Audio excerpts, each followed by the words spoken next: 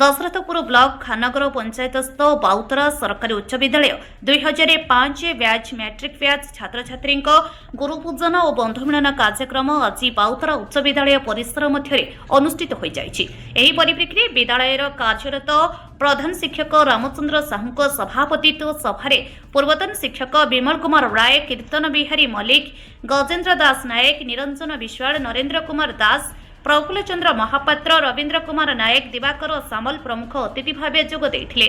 प्रथमे विद्यालय स्वर्गत शिक्षक सुशांत कुमार विश्वाल, बाबाजी चरण महाराणा, बिरंची नारायण साहू, चतुर्थ श्रेणी कर्मचारी गणनाथ सेना, अजय राय उद्देश्य समस्ते 1 मिनिट नीरव प्रार्थना करिथिबा बेले पुरातन छात्र छात्री माने उत्तरीय और मानपत्र देई गुरु गुरुमा को संबोधित करथिले।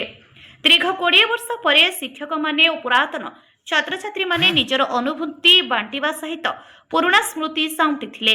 दीर्घ दिन व्यवधान पर सहपाठी माने निज निज परिवार सहित मिलित होई बेस आनंद अनुभव करथिले। पूर्वतन छात्र गुरुचरण मल्लिक मंच परिचालना करुथिबा बेले पूर्वतन छात्री प्रीति पवित्रा धन्यवाद अर्पण करथिले। 2005 बैचर छात्र छात्री स्मरण पाई विद्यालय परिसर में एक गणेश प्रतिमा स्थापन करथिबा बेले उक्त बैचर 50 जन छात्र छात्री उपस्थित थिले। Subhash Shekhar report dish channel.